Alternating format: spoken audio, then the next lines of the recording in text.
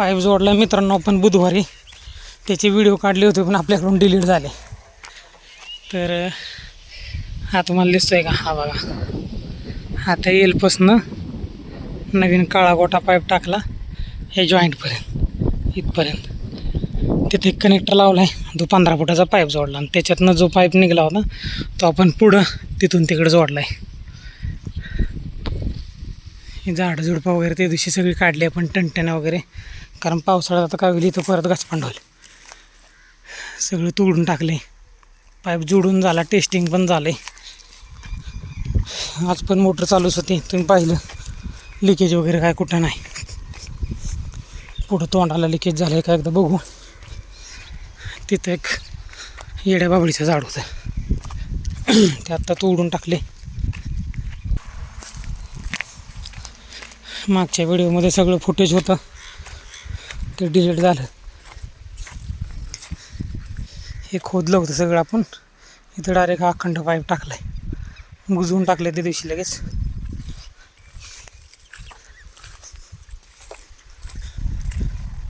हे चिर तुम्हाला दाखवतो जुन्या पाईपला.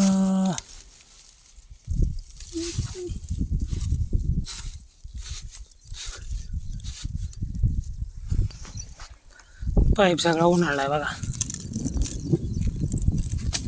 त्याच्यामुळे बदली करून टाकला एकदाच, टेन्शन नाही.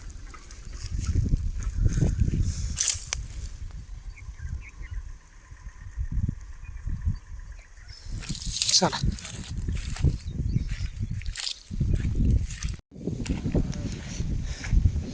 हे इथं आलं होतं बघा एक झाड, इकडं उपटून तोडून टाकले. हे बघा तोडून टाकलं. पावसाळ्यात परत ऐकलं नसतं आपल्याला, वाढ जोरात झाली असते त्याची. पाणी कमी झालं आहे कॅनलचं खड्ड्यातलं.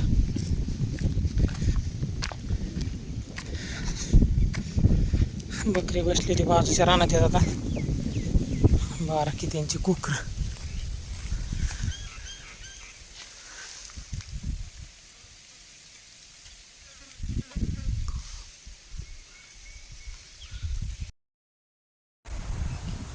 बारा वाजलेत मित्रांनो, ऊन पाहू शकता तुम्ही.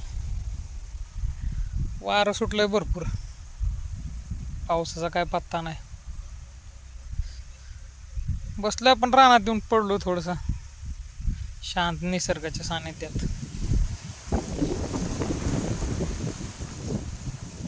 किती हवा सुटली भरपूर, झाड बघा,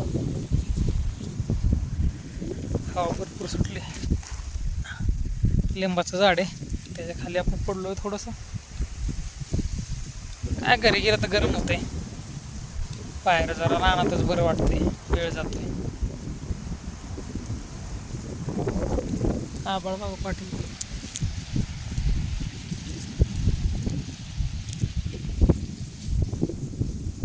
सकाळी थोडंसं आभाळ होतं, कडक ऊन आहे. चला मित्रांनो, हे वीर धरणाचं बॅकवॉटर आहे, इथून पाहू शकता.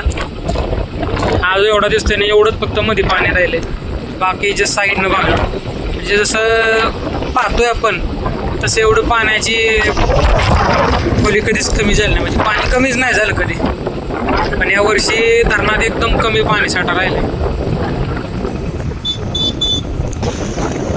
जून अर्धा संपला तरी अजून एक टिपका नाही पडला मित्रांनो. त्याच्यामुळे ह्या वर्षी काय दुष्काळाचं सावट आहे का काय कळा नाही.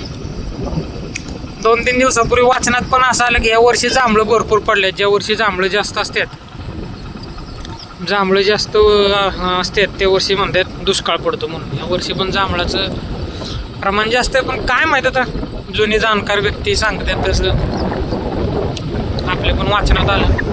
पण एकंदरीत परिस्थिती पाहता थोडंसं अवघडच वाटतं. अल निनोचा प्रभाव यंदा दिसतो थोडासा. दुष्काळाची चाहूल तर चांगलीच लागलेली आहे बघा. वीर धरणाची परिस्थिती